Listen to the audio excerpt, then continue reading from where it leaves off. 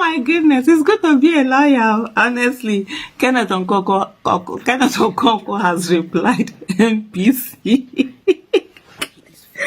Oh my goodness, this is just so funny.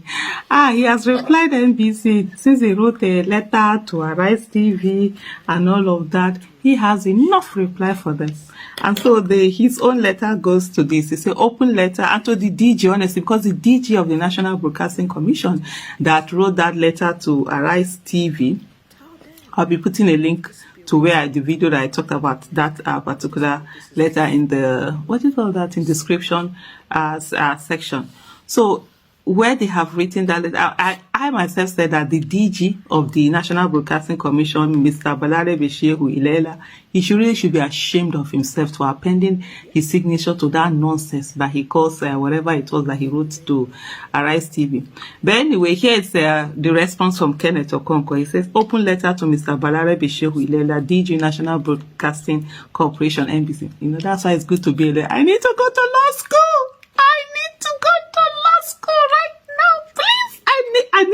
I need to be serious. I need to go and get this law education. Me to let me do anyhow.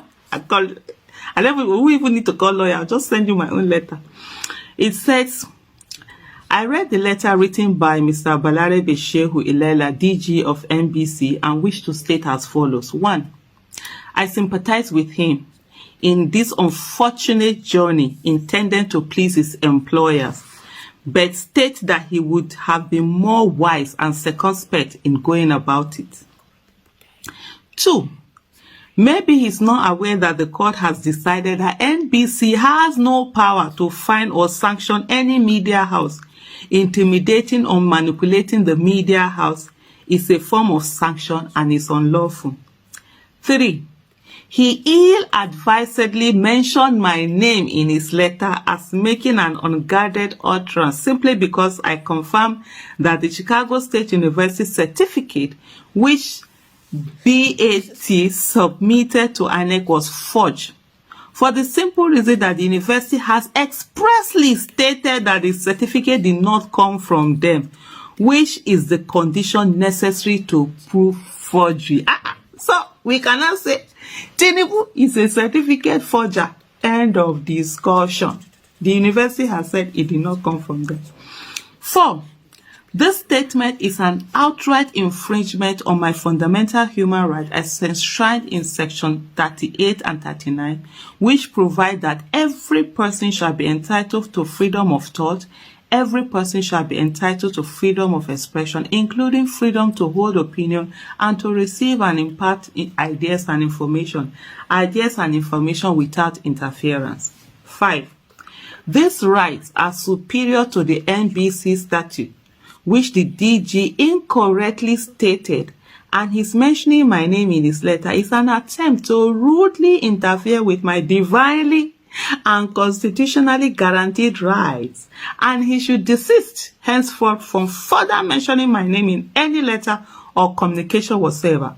I remind him that by law, any infringement on the fundamental human rights of Nigeria attracts punishment of damages. 6. The Constitution also protects the right of the media in section 22 to be free to uphold the responsibility and accountability of the government to the people. Again, the DG does not have the right to deny Arise TV their right to hold the government accountable to the people. 7.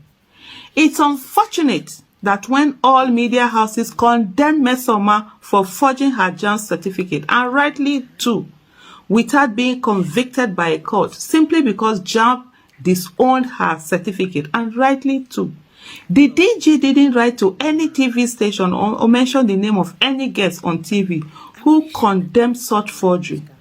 Now that the certificate of the president, it's not even the president, honestly, that for me, not my president, it's fraudulently occupying that seat.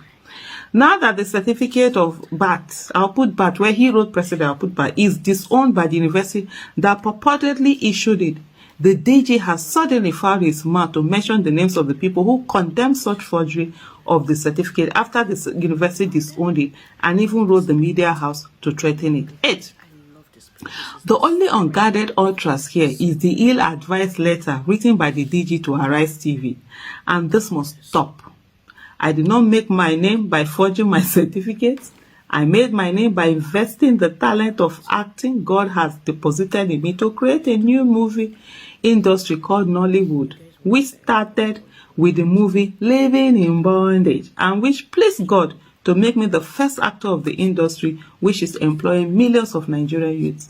I have since improved to become a lawyer and advocate for a new Nigeria, which preceded this new political dispensation. 9.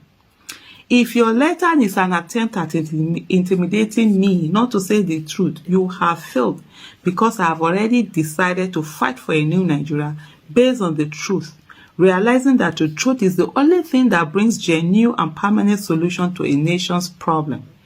It is letters like your own that have prompted foreign entities to wrongly ascribe forgery as a Nigerian thing. Please desist from such letters.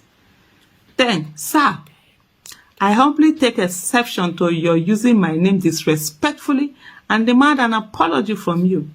I will restrict myself and be as civil as possible in this writing, because this is the first time you are embarking on your misadventure. I will certainly not be this civil next time if this attitude continues. Accept my best regards and thank you for your anticipated cooperation. Sincerely, Keneth Okonkwo, ESQ, Esquire. I feel like all of us go this law school. Yeah. You know, as I was reading it there, you know the way you be reprimanding a child when a child has been silly, and you're talking to the child, say, don't even try it. That's why in my head I was imagining Keneth Okonkwo looking at the DJ and say, don't try that nonsense again. But anyway, they're just trying to guard. They're just mad people, just trying to like you said, please their masters. And poverty is a bastard. You know when they say stomach infrastructure, you need to please because that's the thing. You need that job, so you need to please them and all sorts of nonsense. The people there, people do all sorts of things, but nah, this thing has to stop. Oh yeah, Bros Keneth Okonkwo, well done.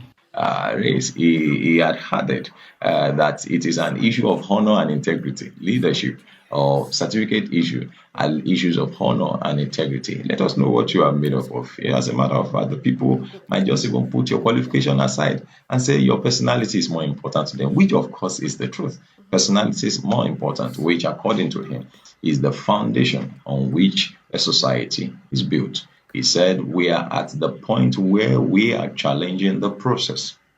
These are parts of what makes a nation. The process through which people come into office, assume or achieve anything, is far more fundamental than what they do thereafter.